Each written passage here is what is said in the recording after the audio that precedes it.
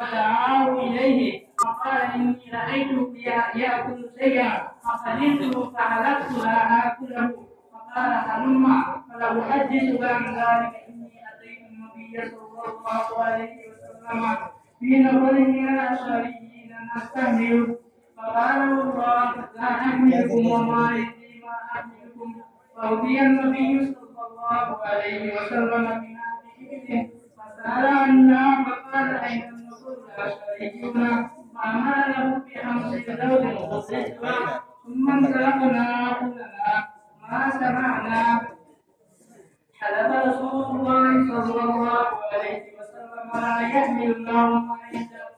ما يحملنا ثم حملنا فأخبرنا رسول الله صلى الله عليه وسلم يمينا والله لا نخلف أبدا فرجعنا إليه فقلنا له فقال لست أنا أحملكم ولكن الله حملكم إني والله لا أحلف على يميني فأرى غيرها ويمينها لله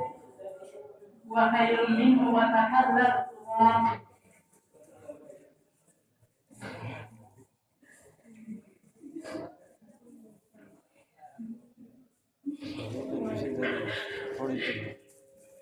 بسم الله الرحمن الرحيم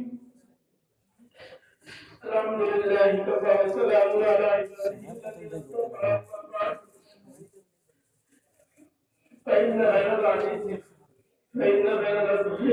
كتاب الله وخير الهدي هدي محمد صلى الله عليه وسلم وشر الأمور محدثاتها وكل محدثة بدعة وكل بدعة ضلالة وكل ضلالة في النار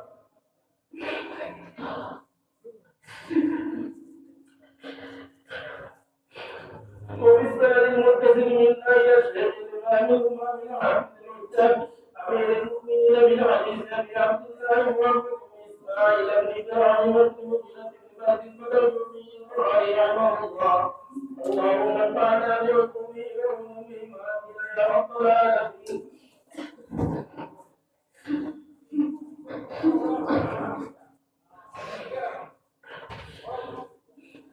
وبه قال حدثنا محمد بن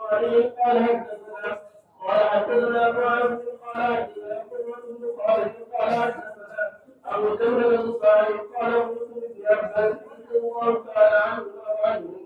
فقال قد وقعت الشيطان رسول الله صلى الله عليه وسلم إن بيننا وبين المشركين من الله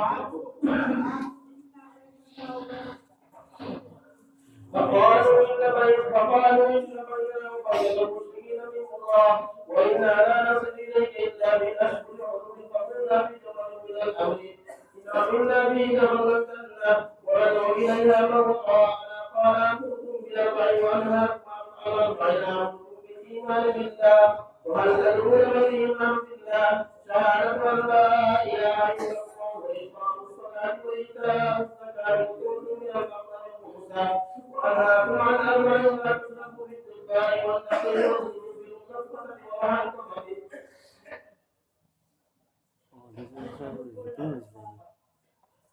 بسم الله الرحمن الرحيم.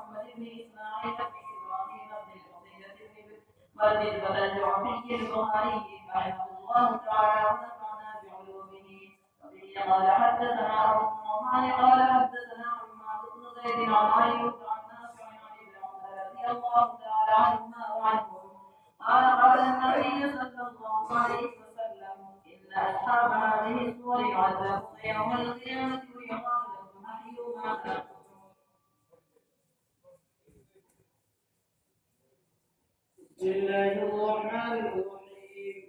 الحمد لله كفى وسلام على عباده الذين اصطفى وقال حدثنا محمد بن علي قال حدثنا قال حدثنا ابن حسين عن حمزة عن ابي هريرة سمع ابا هريرة رضي الله تعالى عنه وعنهم قال سمعت النبي صلى الله عليه وسلم يقول قال الله ومن أظلم ممن ذهب يخلق كخلقي هل يخلقوا ذرة أو ليخلقوا حبة أو شعيرة.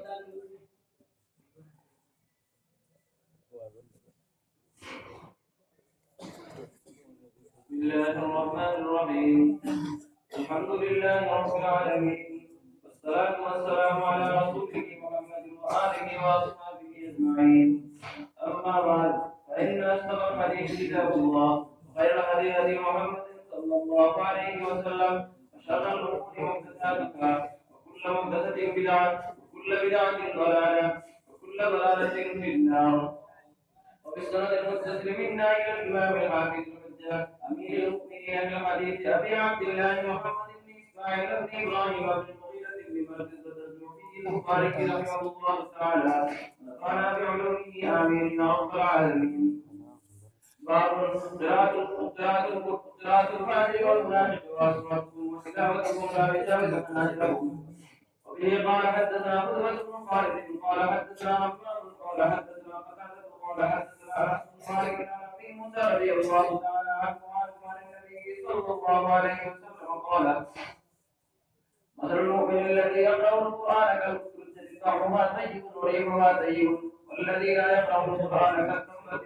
طعمها طيب ولا ريح لها. ومثل الفاجر الذي يقرأ القرآن كوصل الريحانة ريحها طيب وطعمها مر.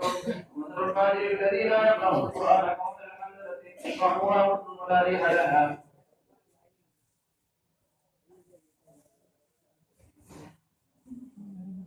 الحمد لله كفى وسلام على عباده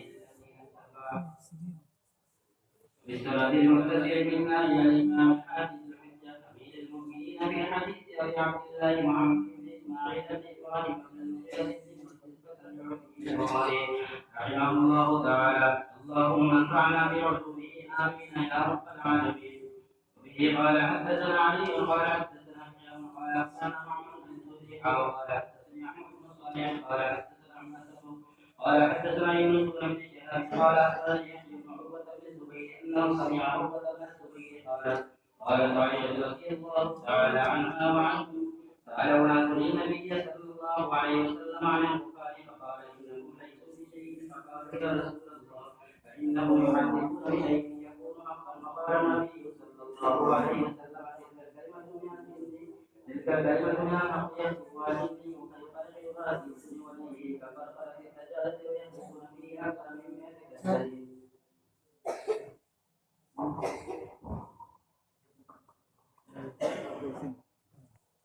بسم الله الرحمن الرحيم الحمد لله كفى وسلام على عباده الذين اصطفى. وبه قال حدثنا ابن قال حدثنا نبي بن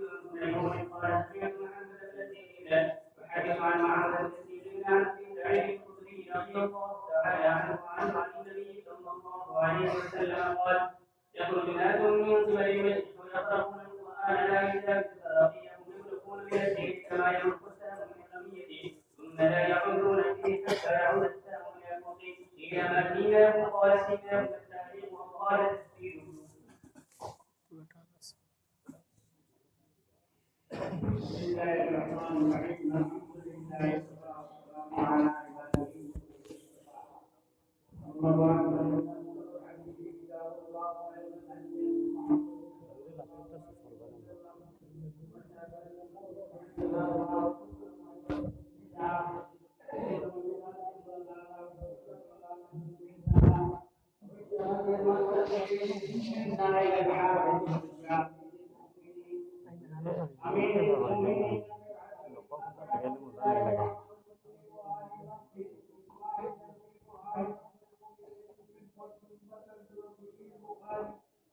رحمه الله تعالى